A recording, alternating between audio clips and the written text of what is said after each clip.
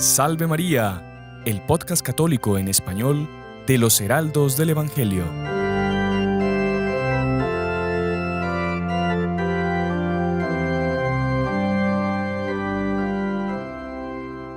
Claro, y después de estas solemnes ceremonias tan llenas de algunas de tanta gravedad, de tanta seriedad y hasta de una santa tristeza por la muerte de nuestro Redentor, luego pues la iglesia se reviste, exactamente, y es justamente esa alegría la que nos debe inundar el alma en toda esta época. Sí. Y bueno, justamente en esta época hemos querido traerles un tema tal vez que salga un poquito de los esquemas que hemos venido llevando, pero que en realidad es un gran tesoro que nosotros como familia de los Heraldos del Evangelio tenemos, y por ser un gran tesoro del cual nos hemos ido beneficiando a lo largo de estos años, y lo digo a título personal, seguramente el padre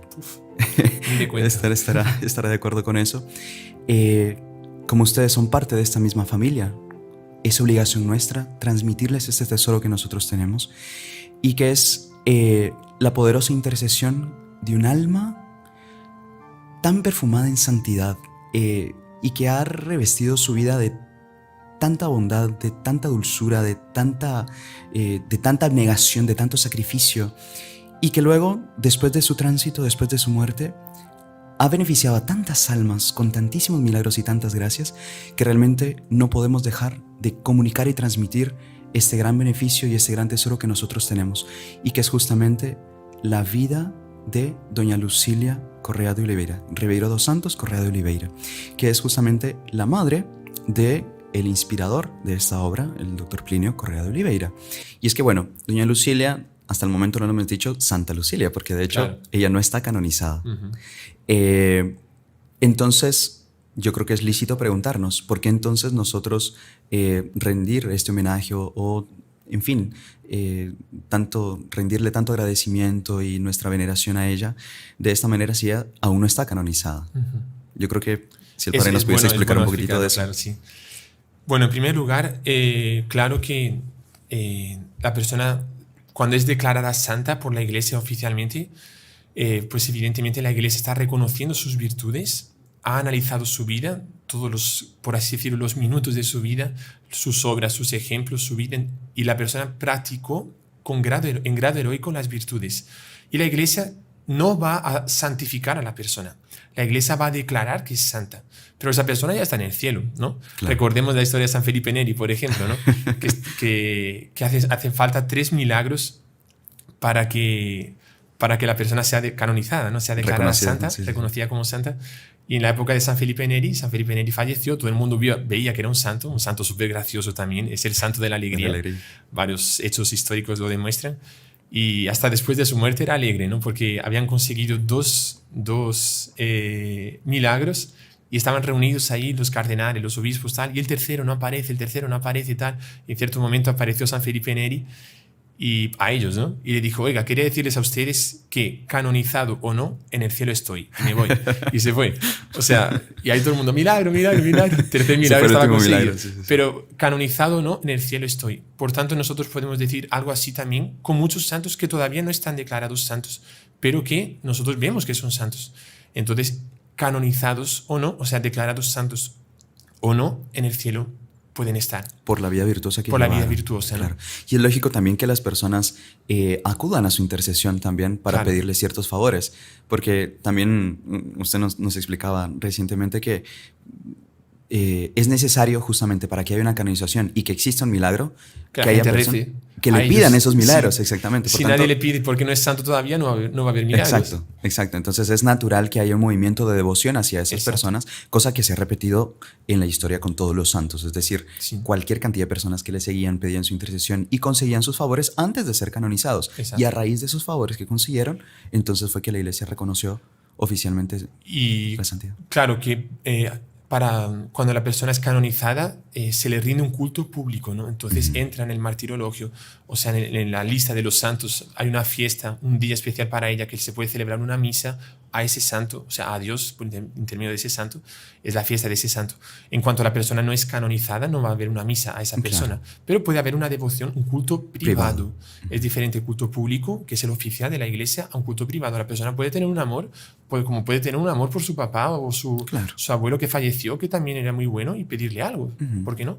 Y así nosotros tenemos una certeza moral, no una certeza absoluta, porque eso es la iglesia que nos lo da, pero una certeza interior de que doña Lucilia pues es santa y está en el cielo y está rezando por nosotros. Y la prueba son la cantidad de milagros que está haciendo, que son muchísimos. Ya avanzamos que son más de 200 milagros registrados con pruebas, que un día lo vamos a dar a público todos. Hoy vamos a hablar de algunos de ellos, ¿no? Algunas pinceladas. Algunas Sí, sí. pinceladas. Y son más de 200, ¿no? Para que la iglesia la declare santa serían 3 solo. Nosotros tenemos ya más de 200 pues en estos años desde que ella falleció, que falleció en 68, ¿no? En 21 de abril de 1968. Y si no valiesen los milagros, tenemos algunas autoridades importantes también que nos dicen que es santa, ¿no?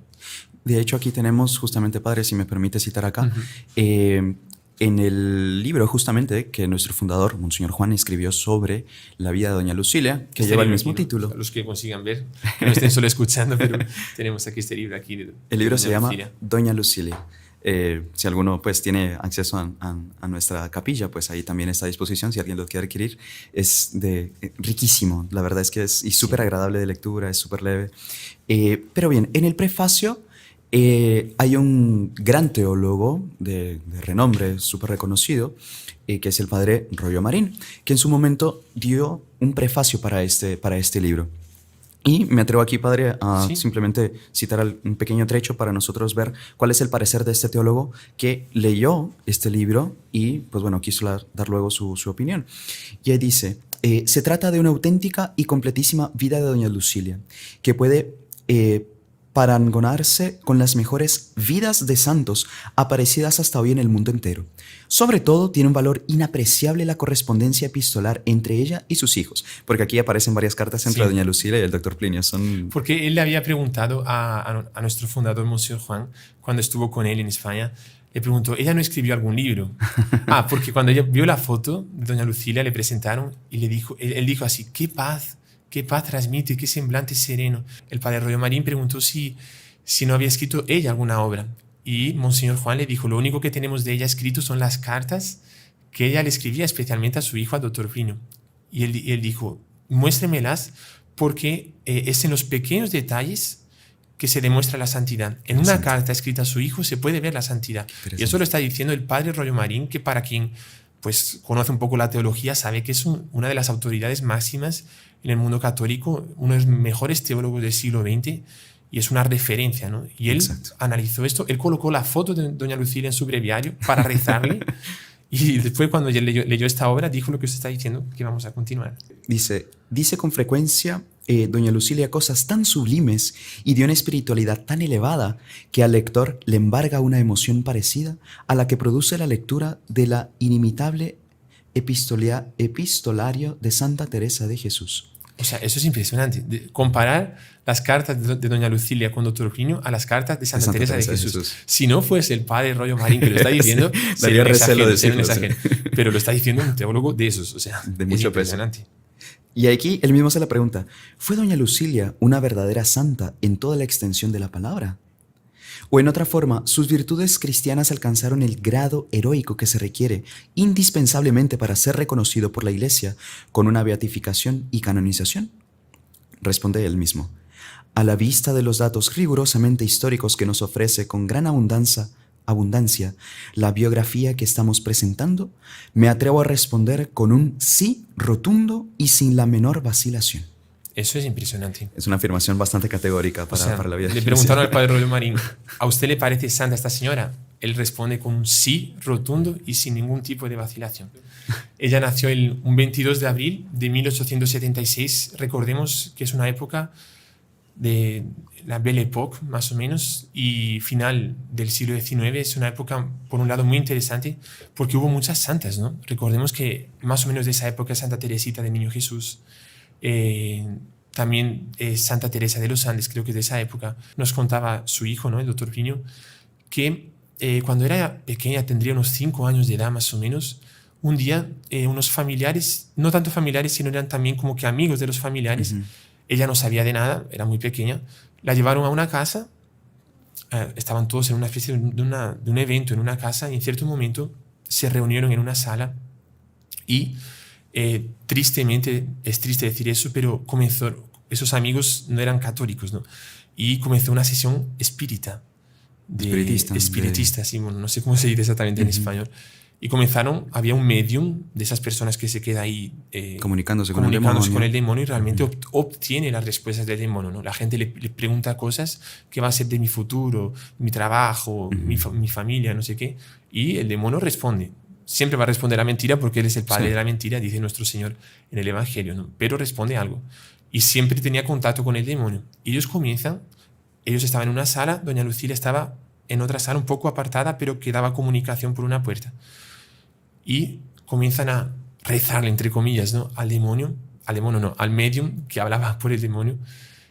Y comienzan a invocarlo. Y en cierto momento, nada. Y el medium dice, está pasando algo, no consigo. Y lo intenta, nunca les había pasado eso. Siempre era fácil como comunicarse con el demonio y no consigue. Y después de varios minutos intentándolo, en cierto momento el demonio asume a ese medium, a esa persona, y él dice, quiten a la boba de Lucilia de ahí, porque no consigo estar aquí con su presencia.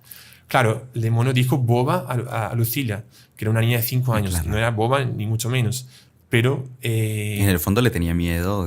Por ese, imagínense qué santidad, que a los 5 años de edad, solo por su presencia, estando jugando en otro cuarto, 5 años de edad, ella molestaba, ella impedía que el demonio hiciese sus planes.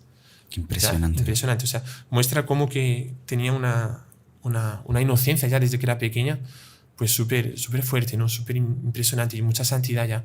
Ella va a casarse, ¿no? con el doctor Juan Pablo, y ella va a tener al doctor Plinio. Solo que cuando ella estaba embarazada, claro, estamos en 1908, comienzo del siglo XX, el embarazo era de riesgo y no era como hoy en día. Claro, existen todavía embarazos de riesgo, evidentemente, pero un embarazo de riesgo comparado hoy en día con lo que era en el 1908, pues era muy diferente, ¿no? Era riesgo, mucho riesgo, ¿no? Claro. Porque hoy en día existen muchas más técnicas y medios para facilitar los embarazos. Y el médico, cuando fue a verla en cuanto estaba embarazada de Plinio, un médico le dijo, oiga, su embarazo de riesgo, usted puede morirse. Yo le recomiendo abortar. Imagínese. Y ahí, si usted aborta, usted se salva su vida. Si no, usted se va a morir. Casi seguro que usted se va a morir. Si usted quiere abortar. Hay respuesta de doña Lucilia. Doctor, esa no es una pregunta que se le hace a una madre. Jamás. Qué maravilla. Sí. ¿Cómo que una madre va a matar a su hijo? Claro, ¿no? claro. Y ella dijo, si yo tengo que morir, yo muero. Pero mi hijo vive. Y yo no puedo matar a mi hijo. Jamás. Y claro, vivían los frutos de ese árbol que en ese momento no quiso ceder, ¿no? Por un lado, claro, es una cosa que en una madre católica nunca haría, ¿no? Un aborto. Pero por otro lado muestra esa firmeza que ella tenía. Digamos, si ella practicó especialmente una virtud, era la virtud de la bondad, ¿no? Y de la misericordia. O sea, tenía una bondad para con cualquier persona y nunca pensando en sí misma, siempre pensando en los otros, ¿no? Eso me hizo recordar, por ejemplo, cuando ella tuvo que ir a Europa. Cuando el doctor Plinio tenía 4 años, ella sufrió un problema en la vesícula y tuvo que ser extraída la vesícula. Hoy en día es una operación bastante, digamos, relativamente simple, pero antiguamente el único que comenzó a hacer, según cuentan, extracción de la vesícula era el médico del Kaiser de Alemania, ¿no? En 1912. Y había operado a una señora de India, y la segunda, pero por lo que cuentan, sería doña Lucilia, ¿no? Y ella fue hasta allá con toda la familia, era un súper viaje, ¿no? En barco, no era de avión. Y llegaron hasta allá, tal. Y en fin, hay un montón de historias súper interesantes. Que un día podríamos sí. hacer un podcast o varios podcasts sobre el viaje de Plinio pequeño a Europa con doña Lucilia. Pero apenas contar esto, que cuando fue la operación, realmente fue una operación muy dolorosa. Y a tal punto fue dolorosa que de la noche para el día, los cabellos de doña Lucilia comenzaron a quedarse blancos, ¿no? y ella creo que tenía unos 34 años, 35 años por ahí más o menos. Y comenzaba a quedarse blancos porque dicen, bueno, eso alguno lo sabrá mejor que nosotros, ¿no? Pero cuando la persona pasa por situaciones de dificultad o una vida bastante sufrida, comienzan a quedarse los cabellos blancos. Algunos sí es por la edad, pero otros que comienza a acelerarse más. Y a ella, no todos los cabellos, evidentemente, pero muchos cabellos se le quedaron blancos de la noche para el día. O sea, ella antes de la operación estaban negros, después de la operación por la mañana estaban blancos. Ella sufrió muchísimo, muchísimo, muchísimo. Y cuando al día siguiente la pudieron visitar, ahí Plinio, que más o menos sabía lo que había pasado, pero no con tanta exactitud, él fue a entrar y, claro, hoy en día lo primero que una persona que pasó por una operación tan terrible, cuánto sufrí, qué mal estoy, que no sé qué. Él se encontró ahí como si no le hubiese pasado nada. Doña Lucila dijo, hijo mío, usted está aquí. Usted está tomando sus medicamentos. Doctor Pío dijo, ¿cómo es posible? O sea, una señora que pasó por una operación así está preocupada más conmigo si yo he tomado un medicamento mínimo, con 4 años, un medicamento de nada, no sé, un dolor de cabeza cualquiera, no sé. Está preocupada más por mí, por mi medicamento, que por ella, que sufrió una operación y todavía estaba con dolores inmensos, ¿no? Y eso fue la constante de doña Lucila hasta el final de la vida, fue eso, con ella no preocuparse, claro, lo mínimo para cuidar de la salud, pero preocuparse sobre todo por los otros, ¿no? Ella vivió las dos guerras, se puede imaginar, la Primera y la Segunda Guerra. Ella vivió todos los cambios hollywoodianos, todos los cambios los inicios de los cambios de las modas. Bueno, en fin, fue una gracia de poder conocerla, realmente que... Usted comentaba ahorita de eso de la misa, y me acuerdo que me comentó que, o sea, primero ya se preparaba por 2 horas para la misa. Solo que, o más. Solo que antes de la misa pedía confesión, ¿no? Verdad, es verdad. Y es muy bonito porque el obispo, cuando el doctor Piño llegaba y le decía muy educadamente, Monseñor, mi mamá está pidiendo si la puede confesar, ¿usted cree que se podría? Y el obispo decía, pobrecita, ella no tiene materia de confesión. Dicho por un obispo, o sea... Impresiona, porque alguien que no tiene materia para confesar, o sea, no tiene pecados, pues, pecados mortales, que es la materia propiamente del sacramento. Y que lo diga un obispo, pues, es mucho decir, digamos. Y también usted me mencionaba que a veces hacía una acción de gracias de más de media hora. Por ejemplo, cuando iba, y es una cosa muy interesante, es la relación de ella también con el Sagrado Corazón de Jesús. Impresionante, una relación íntima, mística. El otro día decía que yo no creo que ella haya tenido comunicaciones. No se sabe, concretamente no se sabe porque ella se llevó a la tumba, el misterio, el secreto, pero que tenía una relación tan íntima. Cuando ella iba a la iglesia de los salesianos, era del Sagrado Corazón de Jesús, quedaba cerca de la casa. Iban a misa los domingos y ella se quedaba rezando frente al Sagrado Corazón de Jesús, hacía una acción de gracias en las misas en la casa, media hora de acción de gracias, O sea, un misticismo, un espíritu de oración, un recogimiento, una profundidad de relacionamiento con las cosas del cielo que uno dice que impresionante. Pero cuando se quedaba, iba con el papá, el doctor Juan Pablo. Iba, y el doctor Juan Pablo terminaba la misa, rezaba sus oraciones, comulgaba, obviamente, y salía. Y ahí se quedaba conversando con un sacerdote, Falconi, creo que se llamaba, salesiano, que iba a conversar con la gente en las puertas. Eran otros tiempos, otros ritmos de vida. Y decía el esposo, decía el papá del doctor, esta señora no sale más, se queda con el Sagrado Corazón, no sale más. Se quedaba un montón de tiempo rezando frente al Sagrado Corazón, la imagen que tenía la iglesia. Pero ya en la casa tenía un busto y tenía una imagencita también en el cuarto del Sagrado Corazón. Y ese relacionamiento con el Sagrado Corazón marca mucho el alma de ella. Sí. El alma de ella, digamos que es un alma de darse a los otros, de ayudar a los otros, de acompañar a los otros, de recibir ingratitudes. Sufrir con los otros. Por eso, digamos, muchas veces uno pide, un milagro que doña Lucila, y los hay, hay cientos de milagros que es enorme la cantidad de milagros que se obtienen con doña Lucila, que no está canonizada, o sea, que impresionante. Uno digamos, ve un lado de ella de marcar también en las necesidades espirituales. ¿Cuántos dramas espirituales vive cada uno de nosotros? Claro. Un drama de yo caminar rumbo a la santidad, que tengo mi defecto, que tengo mi dificultad, que tengo que mejorar. O sea, pues yo tengo un problema en la rodilla. Magaludo, pida el problema en la rodilla, que va a conseguirlo, ciertamente. Si tiene fe, va a conseguirlo. Pero hay cosas muy profundas que van relacionadas con esa influencia que ella tiene, que yo la sentí personalmente. Sí. Y la vi. Pues yo decía, O sea, esta señora... Usted hablaba de la mirada propiamente, que fue de las cosas que más le Sí, impactó, ¿no? exactamente. Una mirada que transmitía dulzura, transmitía paz, y que la impresión que da cuando usted lo cuenta, cada vez que usted lo cuenta, como si la estuviese viendo en ese momento. No, y después ella tenía una influencia más por la mirada, que el otro pibe comenta, el otro pibe que dice que ella tenía los ojos, yo no me puedo recordar eso, que era color castaño, ¿no? Un Que castaño no es oscuro. ni lindo ni feo, no esos ojos que dice que foco, pero dice que esos ojos castaños, cuando tenía que llamarle la atención, cuando era menino, hacía una cosa que decía, o en enseñanza, como que se ponían más luminosos. O cuando tenía que a ser más, digamos, más dada con una persona, como que cambiaba la luminosidad de su mirada en el transmitir su bondad. Porque ella, el otro pibe decía, me acuerdo, que ella transmitía más por la mirada y su presencia que por la palabra.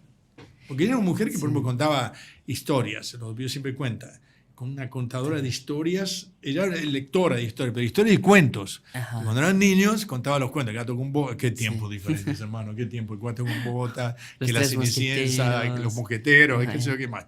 O sea, era otro mundo, otra cosa, otro convivio, otro sistema de... Y ella, los detalles que ponía, al otro pibe lo dejaban impresionado. No, y cuentan que no solo él, sino que todos los sobrinos, todos Exactamente. los primos se juntaban para escuchar las historias de tía Lucilia, ¿no? Como le decían a los sobrinos, tía Lucilia, porque era algo impresionante y que todos esperaban ese momento de la noche cuando se reunían para escucharla contar alguna historia, ¿no? Nos parece muy interesante transmitir un poquitito de los milagros que ella ha hecho después de su fallecimiento, que en realidad nació todo a raíz de un primer pedido.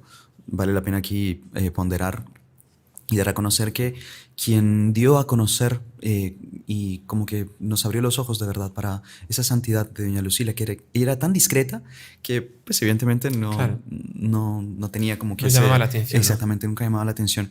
Pero fue justamente a raíz de que Monseñor Juan, nuestro fundador, por ser secretario del doctor Plinio, tenía que ir con mucha frecuencia a la casa de ella, pues puesto que vivían juntos. Y estando en la casa del doctor Plinio, pues evidentemente tuvo contacto con doña Lucilia, la pudo conocer mejor, escuchó varios hechos de la vida del doctor Plinio que ella misma le contaba, y sentí una preocupación de ella por él, de que sí había comido, que no estuviese leyendo con poca luz, con cosas así pequeñitas, pero de verdad de una bondad tan sobrenatural que él sentía. Él percibió que era una persona completamente fuera de lo común, por ese convivio que tuvo. Y luego de su fallecimiento, Monseñor Juan quiso, a raíz de una dificultad por la cual estaban pasando, de hecho estaban en la difusión, en una misión que estaban teniendo, y el cielo estaba lleno de nubes que amenazaba una tormenta y necesitaban sí o sí salir, en fin, para hacer esta misión. Y había pasado toda la semana lloviendo, y él dijo, bueno, hagamos una cosa, después del fallecimiento de doña Lucilia, pidámosle a doña Lucilia para que no llueva, y si ella no lo concede, vamos a visitar su tumba. Y bastó hacer esa oración con los que estaban ahí en ese momento, que a los pocos minutos el cielo comenzó a abrirse. Pero Qué una cosa completamente inexplicable, inesperada. Contra las previsiones contra del la tiempo. previsión del tiempo de ese día, exactamente. Y bueno, después fueron a cumplir la promesa, visitaron la tumba en agradecimiento, y a raíz de ahí comenzó a surgir como que ese movimiento natural de Sí. todos sus hijos espirituales de querer pedirle favores. Y como fueron todos siendo atendidos, esto suscitó cada vez más devoción y más pedidos y más pedidos. Y bueno, aquí queremos compartirles también algunos de los milagros que de hecho son bastante más recientes, ¿no? O sea, Sí. hay muchísimos, como Hay el padre muchísimos. nos decía. Desde que ella falleció, ese milagro, por ejemplo, que usted está contando, creo que fue un año tal vez, o meses después que ella falleció. De su ¿no? fallecimiento, exactamente. De 68 hasta ahora 2022 han pasado un montonazo de milagros, ¿no? Voy a hablar aquí de un milagro, de un heraldo que es muy conocido entre ustedes, seguramente muchos que nos acompañan, y realmente él se merece ese hecho, se merece una atención especial por la persona que es, ¿no? Que es el padre Manuel Rodríguez, conocido de todos, sí. por ser el que hace el curso de consagración online, en fin, y muchas personas lo siguen. Y yo me acuerdo que contó ese hecho pues hace unos 17 años, cuando él fue mi encargado allí en España, en Asturias, y ayer por la noche le llamé y le pedí que me contase la versión oficial, así, porque a veces se va cambiando un poco, ¿no? y él me lo contó, entonces esto aquí me lo contó ayer, y es impresionante. No es una cura, pero para ver cómo doña Lucía ayuda en cualquier cosita, pero hace verdaderos milagros. Entonces él contó que en el año 94, 95, Monseñor Juan, nuestro fundador, estaba yendo para España, de Brasil para España, en Madrid, y ellos vivían en Barcelona. Y decía que en esa época los heraldos de Barcelona tenían poquísimo dinero y los carros que tenían eran así de cuarta mano, ¿no? O sea, iba pasando así. Y estaban bastante estropeados. Se acuerda que era una Ford Transit y estaba fatal. Pero para tener un poco de convivencia, ¿no?, con el fundador, se arriesgaron a viajar de Barcelona a Madrid por la noche. Comenzaron el viaje. Cuando estaban a unos 200 kilómetros, el carro, la Ford Transit, ¡paf!, paró, no funcionaba más. Fueron a ver lo que era y la bomba de inyección de gasoil estaba rota, completamente rota. O sea, no conseguía lanzar la gasolina para funcionar. Y ellos, francamente, ¿cómo es posible, no? Ahora por la noche, ¿quién nos va a ayudar? Hay que llamar una grúa y qué desastre y tal. Ahí rezaron, se tranquilizaron, pidieron la ayuda de la señora doña Lucía y colocaron justamente un pétalo de esos que le conté, de doña Lucía, lo colocaron en esa bomba. Esa bomba es una especie de cilindro y lo colocaron tapando el cilindro, colocaron un pétalo. Dice, bueno, sí, vamos a confiar aquí a ver qué va a pasar, ¿no? Lo colocaron dentro del carro de la Ford, encendieron el carro, ¡paf!, comenzó a funcionar. Está funcionando. Ahí, doña Lucía, Madre Nuestra, ayúdanos, doña Lucía, Madre Nuestra, ayúdanos. Comenzaron a ir 200 kilómetros y lo que le habían pedido a doña Lucía era que por lo menos consiguiesen llegar al taller para arreglarlo, ¿no? Llegaron a Madrid, a la casa donde están los heraldos por la noche, ya casi de madrugada, y bueno, consiguieron instalarse. Por la mañana fueron a llevar al taller el carro y era una cuesta, ¿no? Una cuesta, y el carro se encendió nuevamente. Vieron la bomba y el pétalo estaba todavía ahí. O sea, era imposible, ¿no? Y cuando estaban a 10 metros del taller, el carro paró. ¡Paf! Ahí, bueno, se bajaron, fueron a hablar con el hombre del taller. Él salió, vio lo que estaba pasando, cogió la pieza de la bomba de inyección y dijo, ¿pero qué es esto? O sea, ¿qué han hecho? Ustedes han viajado 200 kilómetros con esto, pero eso está completamente roto. Dice, no, bueno, doña Lucía lo ha hecho, ¿no? Y él se quedó impresionado y él dijo, oiga, humanamente, mecánicamente, es imposible que ese carro funcionase. Esto aquí es un milagro también. Impresionante. Entonces, certificado no por un médico, sino por un mecánico. Por un mecánico. Que había hecho un milagro doña Lucía, un milagro a un carro. Impresionante. Bueno, padre, y hablando de intercesión, de milagros, me han contado, bueno, yo también lo narré en una ocasión en un rosario que me tocó hacer en vivo, y fue un milagro impresionante de doña Lucía que ayudó a pagar una deuda a una persona. Que es increíble, o sea, se parece o sea, si no fuese con documentos que existen, usted no se lo creería, ¿no? Sí. ¿Cómo fue, padre? ¿Si la puede contar un poco? Pues realmente ese milagro sucedió en San Pablo, en Brasil, con una señora llamada Sandra Aparecida. Fue en febrero de 2019. Y ella ya hacía 12 años que estaba en un trabajo establemente, ganando bien, o sea, tenía una vida garantizada con ese trabajo. De repente, después de 12 años, la despiden del trabajo. Comienza a surgir varios problemas también, a pagar ciertas cosas. Llega un momento que ella ve que tiene una deuda que tiene que pagar en ese mes, lo anoté aquí, 3.285,23 reales. Y ella tenía solo en su cuenta, tenía apenas 959,05. Por tanto, iría a haber una deuda de más de 2.000, o sea, iría en números rojos, ¿no? Y eso fue un 5 de julio de 2019, era un viernes. Ella comienza a estar afligida, ¿no? Porque ve que no consigue salir de la situación. En fin, al día siguiente coge el carro, quiere ir a una iglesia a rezar y para empeorar todavía la situación en el carro, ¡paf!, un accidente. Se choca. Se choca. Y ella dice, seguro, ¿será que el seguro me paga el carro, tal, no sé qué? Y no había sido un accidente grave, pero hubo unos ciertos daños que a veces el seguro paga la mitad y tal, y ella pensaba ya que seguramente tendría que pagar otra parte, ¿no? Bueno, consigue ir a una reunión en ese mismo día, una reunión en la Casa de los Heraldos, que hablan justamente sobre María Auxiliadora y sobre la importancia de nunca desistir en los pedidos y siempre confiar, a pesar de todo parezca que está perdido, siempre confiar que Nuestra Señora siempre nos auxilia. Ella vuelve a casa como que tranquila así, vamos a pedir, pero lo voy a pedir especialmente a doña Lucilia, porque los heraldos, justamente los padres de los heraldos, le habían recomendado rezar a doña Lucilia. Duermen por la noche, un poco más tranquila después de esa oración. Por la mañana va a ver la cuenta del banco y nota que han ingresado en el banco nada más y nada menos que 36.022,04 reales. O sea, 36.000 reales, es muchísimo dinero. Y ella dice, ¿pero quién me ha colocado esto dentro de la cuenta, no? Y ella llama al banco y dice, oiga, ¿quién me colocó esto aquí? Y la señora que estaba atendiendo va a ver y dice, fue usted misma que lo colocó. Dice, ¿yo? ¿Cómo lo voy a colocar yo si yo no fui? Dice, no, fue usted misma, está registrado aquí, fue ayer, viernes, usted colocó este dinero en la cuenta. Y dice, bueno, vale, lo colgó así, se quedó impresionada, comenzó a decir, ¿pero esto qué es? Y ahí ve la coincidencia, los 36.000 no entendía por qué, era una especie de abundancia de dinero, pero lo más curioso es que nadie coloca 36.022,04, 4 centavos, ¿para qué? Y 2204 es justamente 22 de abril, que es el día del nacimiento de doña Lucilia. Como que doña Lucilia diciéndole, fui yo. Y ella llama de nuevo al banco para decir, bueno, pero seguro que fui yo, porque y no hay una cámara tal para ver si conseguía ver a doña Lucilia colocando, ¿no? Porque tal vez doña Lucilia apareció con su chal lila y con los cabellos plateados.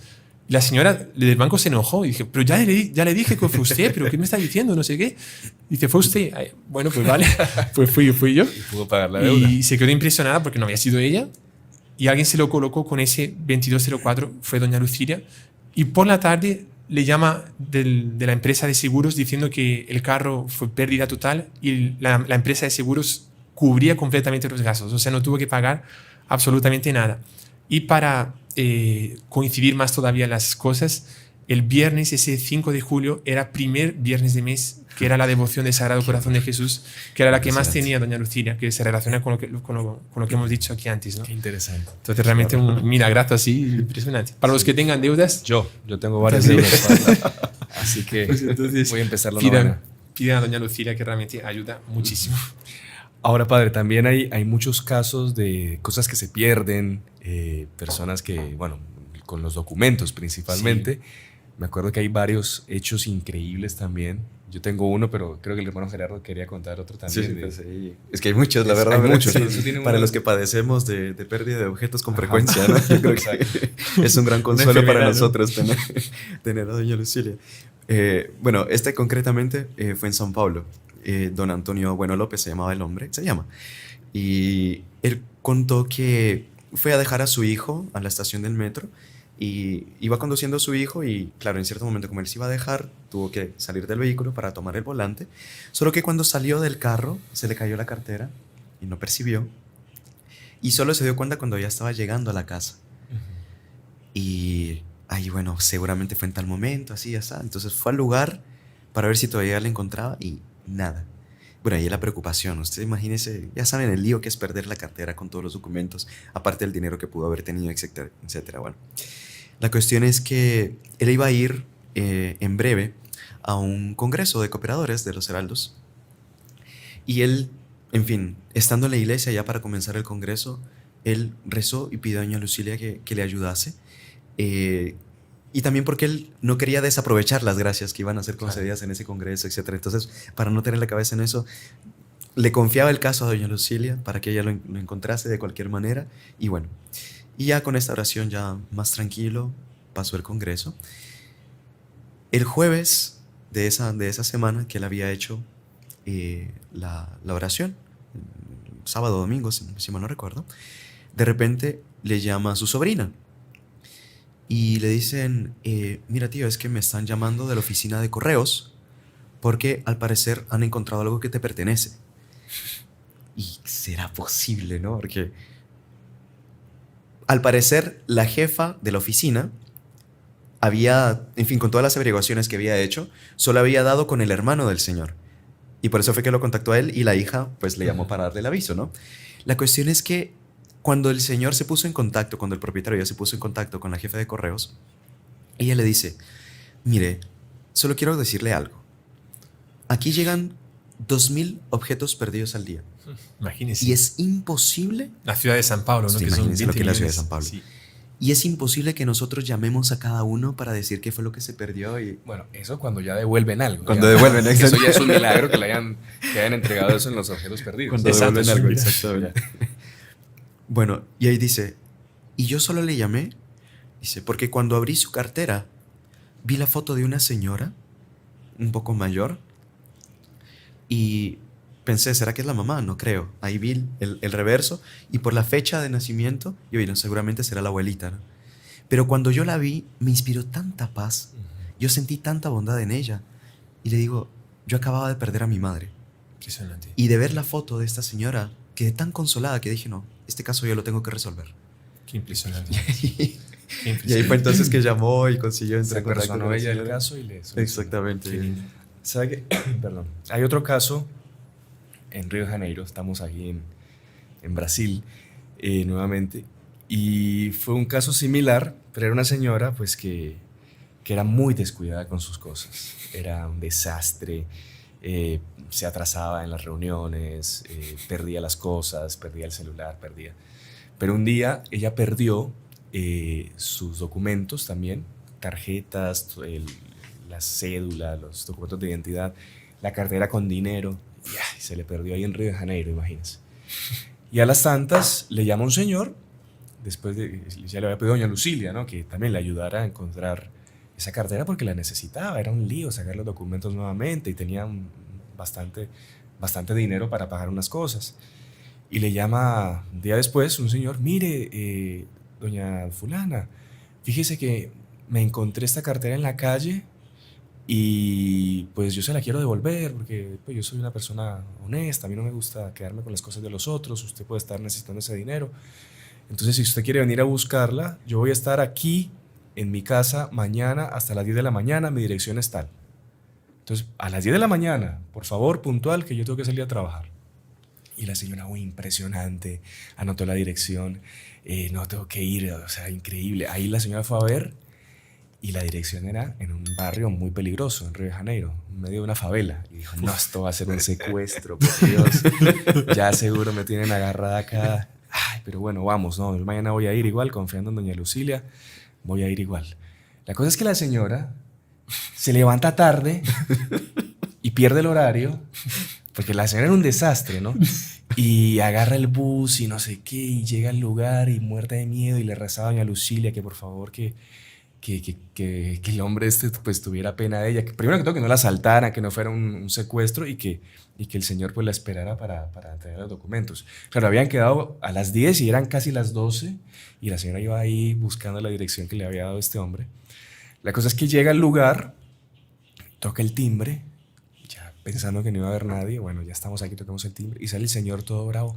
Oiga señora, usted es un desastre, francamente le dije que a las 10 de la mañana tenía que venir, después usted va dejando sus cosas, mire esta cartera llena de dinero, cuánta gente se hubiera podido encontrar esto y se lo robaba, dele gracias a Dios que yo soy una persona honesta y dele gracias también a su abuelita que ya vino acá a las 10 de la mañana y me dijo que usted ya estaba viniendo, que había tenido un problema, pero que le esperara. Pero yo vi a su abuelita, que era tan buena gente, con esa cara de buena persona que tenía, que a mí me dio pena de usted y la estoy esperando. Así que toma su cartera y váyase ya, no sé qué. Y la señora, no puede ser, pero que mi abuelita, si mi abuelita se murió hace tiempo. Sí, no, su abuelita vino acá, una señora así mayor, súper bonita, muy tranquila, me dio mucha paz. No puede ser. Ahí ella sacó una foto de doña Lucila que tenía. ¿Será acaso esta señora? Sí, su abuelita. Ella vino aquí a las 10 de la mañana. Tocó el timbre y me dijo que la esperara que usted había tenido un problema y que iba a llegar tarde. Y ahí la señora, no puede ser. Bueno, ahí le agradeció, etcétera. Y quedó ese testimonio de que no solo le recuperó la cartera, sino que además Le cubrió el retraso. le cubrió y, en fin, se apareció para que... Impresionante. Sabe que eso me hizo recordar otro milagro que yo tuve la gracia de acompañar, también en Brasil, pero en la ciudad de Maringá, con una señora que hoy en día es terciaria, se llama Brenda Carraro, pero antes no era terciaria. Su hermano es de los Heraldos, otros 2 hermanos son terciarios, sus papás son terciarios, pero ella como que le gustaban mucho los Heraldos, pero sobre todo ella no entendía por qué rezar a Doña Lucía si se puede rezar a Nuestra Señora. Ella no le pedía nada, no es que tuviese antipatía propiamente por ella, pero no le rezaba, no le gustaba rezar a Doña Lucía como nosotros rezamos, ¿no?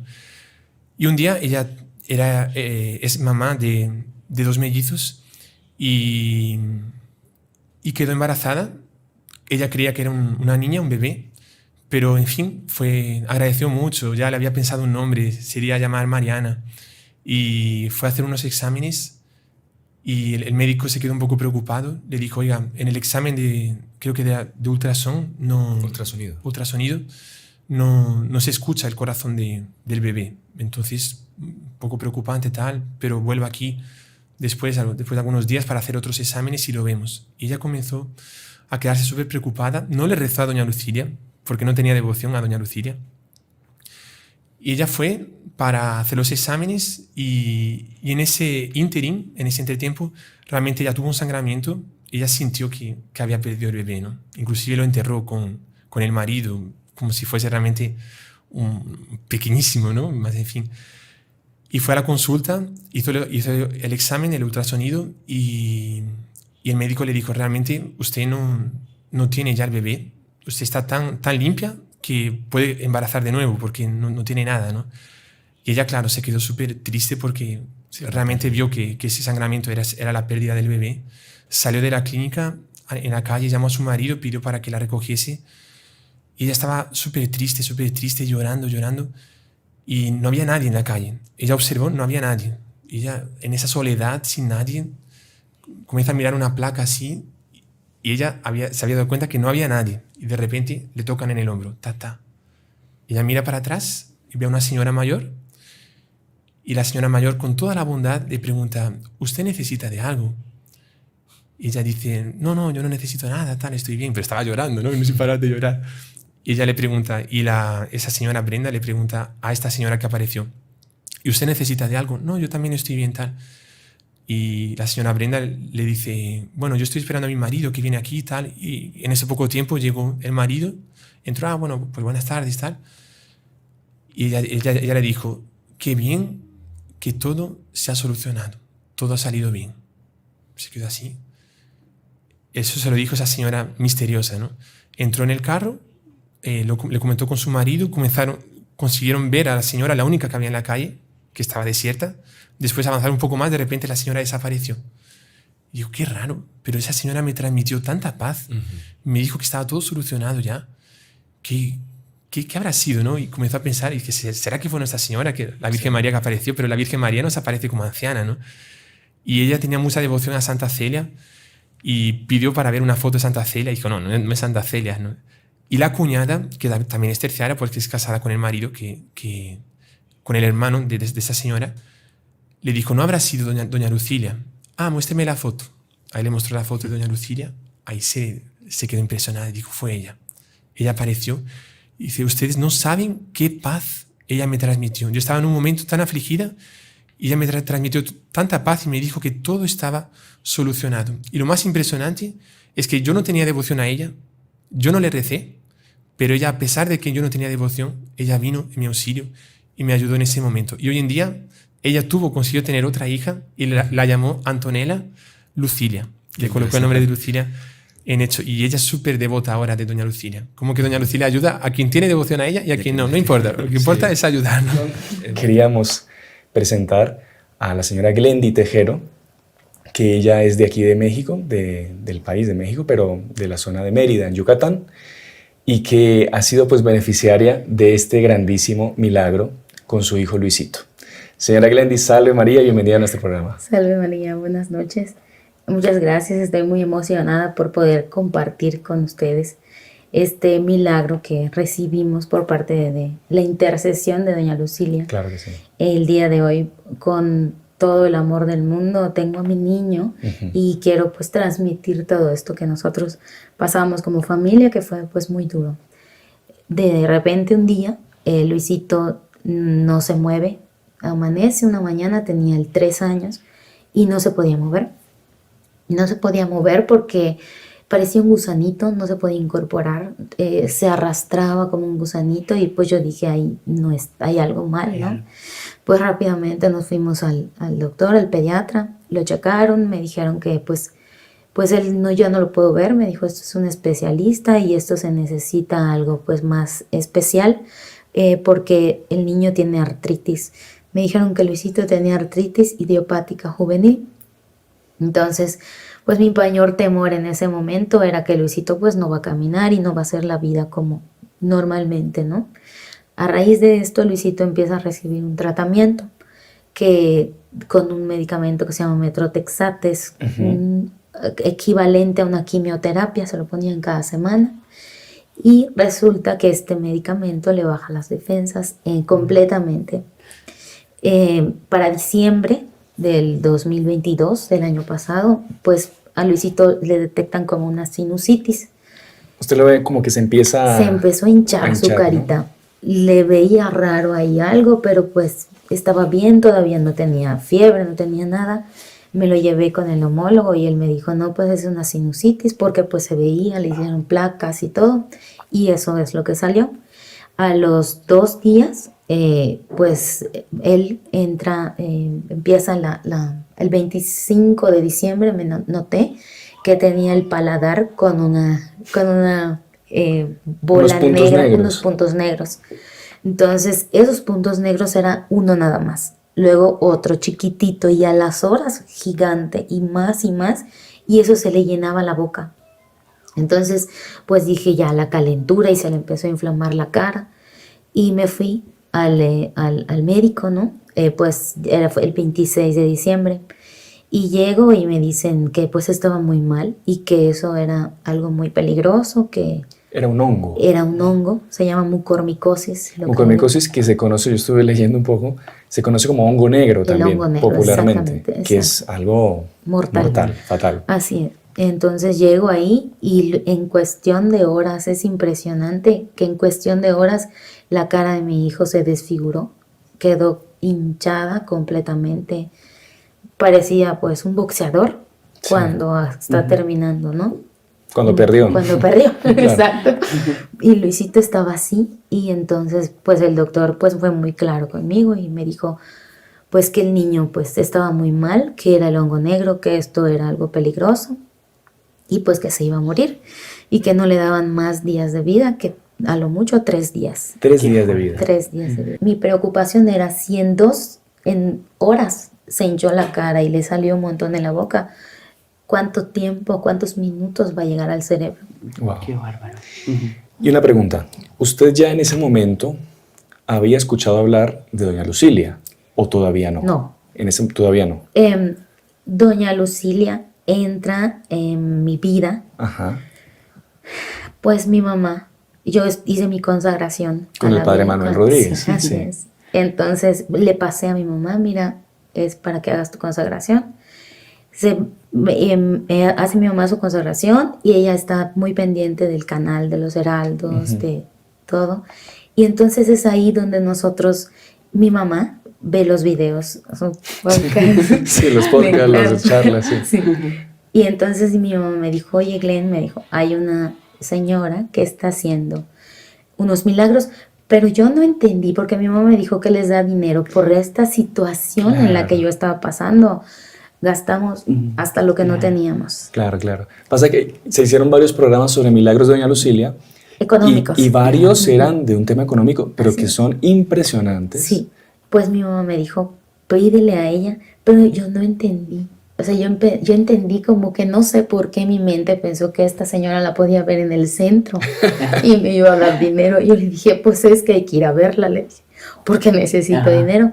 Pero no sé por qué yo me enojaba cuando mi mamá me hablaba de doña Lucilia. Como que, me lo decía en el momento en el que yo más ocupada estaba, o me estaba yendo al trabajo, o estaba haciendo algo.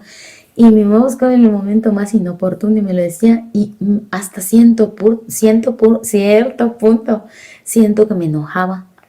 Y Qué curioso. entonces, pues lo dejé así, y mi mamá mandándome los videos. podcasts. Sí. Y velos, por favor, Lendy, velos, tienes que verlos. Pero yo no los veía. Pasa el tiempo, esto fue como para agosto. Pasa el tiempo y en noviembre, pues yo me acosté a dormir y tuve un sueño. Yo soñé que llegué a una clínica y estaba en la recepción, y en la recepción se acerca una señora y la señora me dijo que Luisito está bien, no tiene nada y va a estar bien, me dijo. No tiene artritis, Luisito, va a estar bien, me dijo, estate tranquila. Yo desperté muy, muy, muy feliz porque pues dije, me dio tanta paz, tanta alegría, que pues yo desperté muy contenta. Y yo dije, no lo voy a contar, porque los sueños que se cuentan no se hacen realidad. Entonces pues eso pensé en ese momento, ¿no? Pero estaba tan feliz. Afortunadamente en mi trabajo, pues trabajo con mi mejor amiga, y mi equipo de trabajo puedo considerarlos mi familia y las quiero mucho a las muchachas. Entonces llego y comparto con ellas esto. ¿Saben que no me puedo aguantar? Y soñé esto. Vas a ver que todo va a estar bien, y yo muy contenta y muy confiada. Llega diciembre y ocurre todo esto. Pasa toda esta situación, y cuando ya Luisito desahuciado, ya Luisito con todo esto, mi mamá me dijo, ¿le rezaste a esta señora, a doña Lucilia? No, le dije. Entonces, pues bueno, prendo la tele y mi hija siempre hace el rosario. Prende la tele y pues más que sabía que su hermanito estaba muy mal, pues se pone su rosario del día. Cuando tiene pesadillas, cuando tiene un mal día, llega y pone el rosario del día. Y pues entra y empecé a ver los videos. Cuando veo los videos y veo las imágenes y conozco a doña Lucilia, pues fue una impresión muy grande para mí, porque era esa señora con la que yo soñé. Nunca había visto yo ninguna foto, nunca había visto absolutamente nada. Y me puse a llorar. Qué impresión. Qué bárbaro. Me puse a llorar porque, bueno, es que me estás hablando y me estás diciendo algo, y me aferré y dije, ¿qué voy a hacer? ¿Qué oración voy a hacer? No hay una oración para hacer. Fui a un taller de oración ahí cerca de la casa. Entonces, pues ahí me enseñaron a orar de distintas maneras. Y me puse a hacer oración y a hacer oración. Yo le decía, intercede por mí, por favor, para que mi hijo se salve. Para que mi hijo se salve, y te prometo que yo voy a contar todo esto, y te prometo que yo voy a ir hasta donde está tu tumba y voy a llevar a mi hijo para que veas este milagro. Entonces a Luisito, a los días, lo operan, pero el doctor... Siempre desahuciado. Desahuciado. O sea, vamos a operarlo para ver... Para ver cuánto más puede aguantar. Bueno, antes de operarlo, me dice el doctor, le vamos a hacer un estudio para ver cómo están sus plaquetas, para ver cómo está todo. Le hacen un estudio y sale que Luisito tiene 0 defensas, 0 plaquetas, 0 glóbulos blancos. O sea, estaba en los niveles más bajos. Y me dicen, señora, su hijo tiene leucemia. Tiene leucemia y ya no es el problema. En la mañana me lo dijo la doctora y sentí que ya el mundo ya se me vino abajo, porque ya no es el problema la mucormicosis, que es muy grave. El problema ahora es la leucemia. Y con la leucemia no podemos hacerle nada. Para cuando entró a la cirugía, el doctor fue muy claro. Sale la hora del informe del doctor, y el doctor pues no tiene buenas noticias para mí. Me dice el doctor que pues mi hijo salió bien la cirugía, lo que se pudo hacer, pero todavía estaba muy dañada toda la cara. El hongo se comió el paladar, se comió los senos paranasales, se comió el tabique. Entonces estaba muy mal, pero el doctor me dijo, es que ya no puedo seguir quitando. No tenían el instrumento para seguir trabajando, no tenían nada para para continuar operando a mi hijo. Era lo más que podían hacer. Sin embargo, está mal el niño y el niño está intubado. Entonces le dije, yo lo único que le pregunté, ¿va a estar bien? ¿Cuál es su pronóstico? Y me dijo, no le doy más de 3 días. Pues lo intubaron y ese día pues no me pude quedar con él. Nadie se pudo quedar porque pues en terapia intensiva no te dejan estar más que 15 minutos, 3 veces al día, 15 minutos.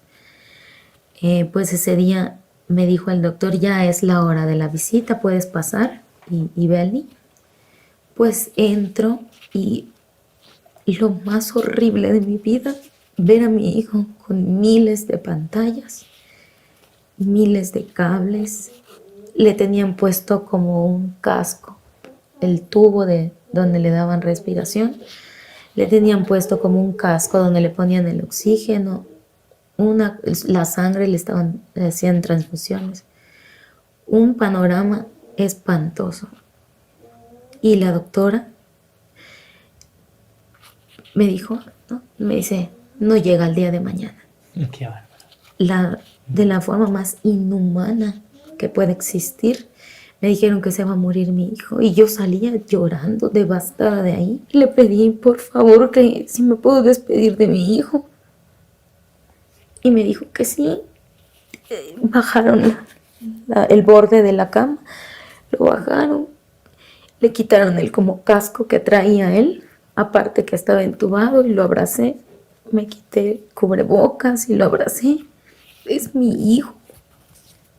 Y lo abracé y le empecé a dar besos. Hice mi oración. Y después de que hice mi oración, le dije a Dios que yo le entregaba a mi hijo. Y le entregué a mi hijo a Dios y le dije que si Él quería llevarse a mi hijo, que se lo lleve. Solo dame fuerzas, por favor, porque no tengo fuerzas. Ayúdame a sobrellevar esto porque no puedo más. Luisito y Regina hacen sus oraciones antes de comer. Hacen su oración, el Magnificat. Yo mucho tiempo estuve en el coro de la iglesia y es mi canción favorita.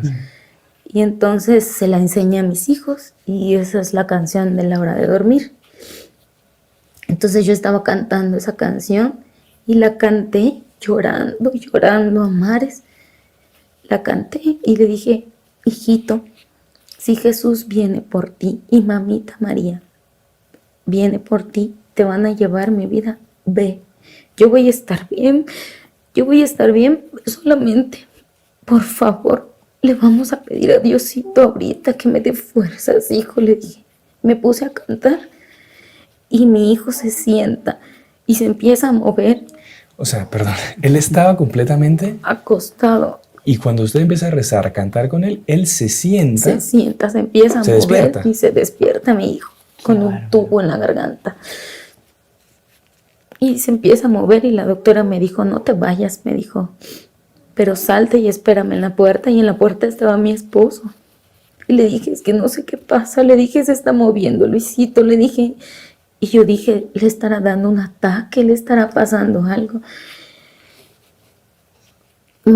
Yo pues me salí y empezamos a escuchar desde la puerta donde estábamos sentados que empezó a gritar que tenía hambre y que quería un jugo. Y yo dije, Dios mío, los muertos cuando se van a morir piden comida y se va a morir mi hijo. Y se lo dije a mi esposo, Luis, le dije, es como que su último pedido. Como su último aliento, no lo sé.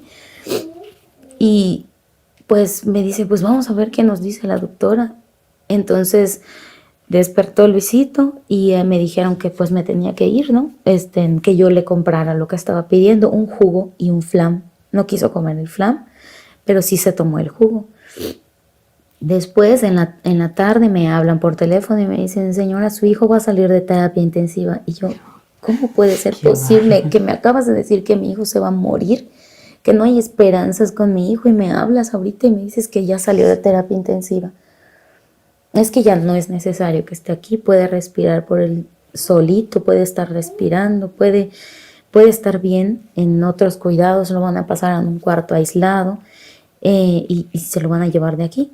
Y pues yo regreso Y la sorpresa es que Luisito, a pesar de la destrozada de su boca, comía perfectamente bien.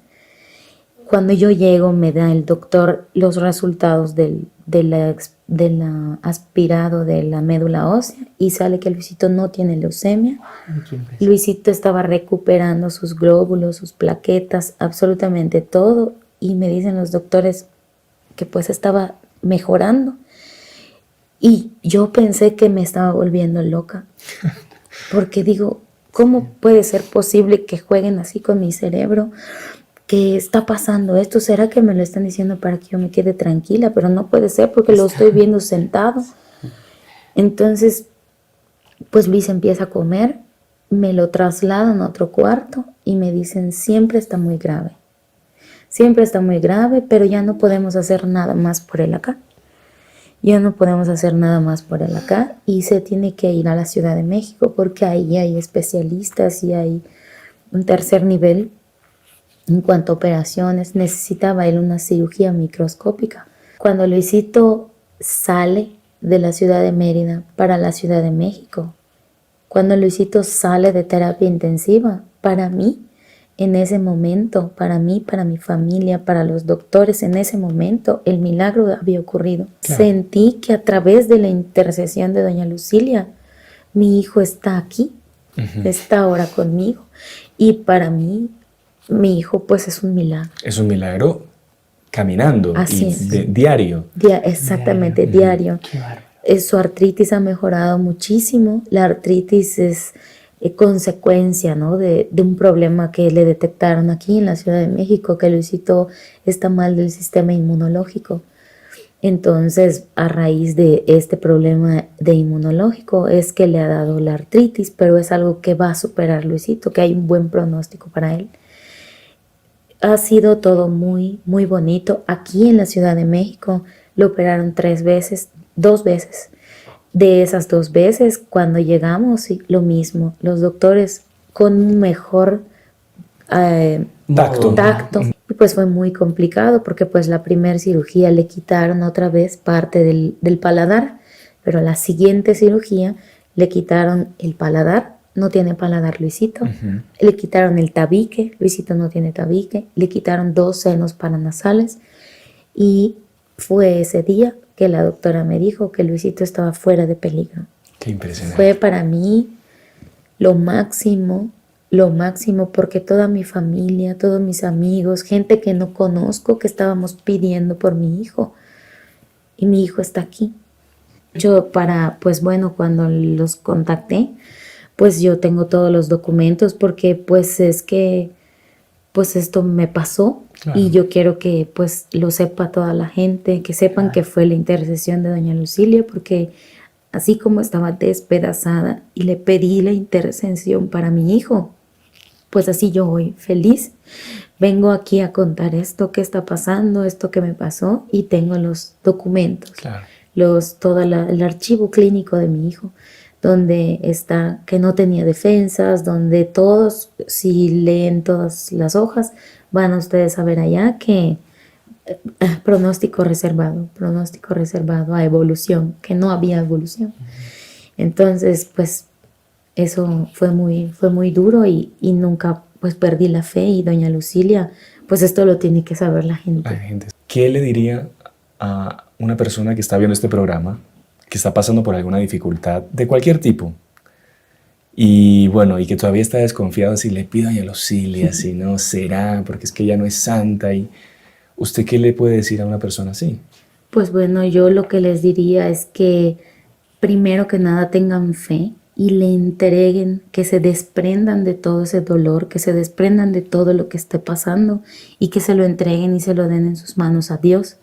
Y es muy poderosa la intercesión de doña Lucilia, porque aquí está la prueba de mi hijo, porque aquí está que si los doctores te lo pueden decir miles de veces que no hay esperanza. Si tú como papá, si tú como persona que tienes algo pierdes la fe, perdiste todo. Claro. La fe sí mueve montañas y aunque sea como un granito de mostaza, ahí está. Y entregarle todo a Dios, yo creo que ha marcado la diferencia. Es muy difícil de decírselo a alguien, pero yo creo que es lo que el consejo que yo le daría. Y también es muy bonito, no sé, hermano Andrés, ¿qué opina? Esa petición que usted hizo, pero justamente dejando a Dios hacer su voluntad. Claro, yo quiero que mi hijo viva, yo quiero que mi hijo se cure, pero si tú te lo quieres venir a llevar hoy, solo dame fuerzas para superar esto. Bueno, es una oración muy parecida a la que hizo Jesús en el huerto de los olivos. Padre, si es posible, quita de mí este cáliz, ¿verdad? Pero que se haga tu voluntad y no la mía. Yo creo que es la oración más bonita que uno puede hacer, ¿no? Sí. Claro. Porque es ponerlo en las... Y a mi ver, ¿verdad? Puede ser que esté equivocado, pero eso conmueve a Dios. Claro. Seguramente Dios se emociona con una oración así y dice, no, aquí tengo que ayudar porque... ¿Verdad? Sí, Que de verdad es un niño muy alegre, un niño que está sano, gracias a Dios, sí. y que es un verdadero milagro, doña Lucilia.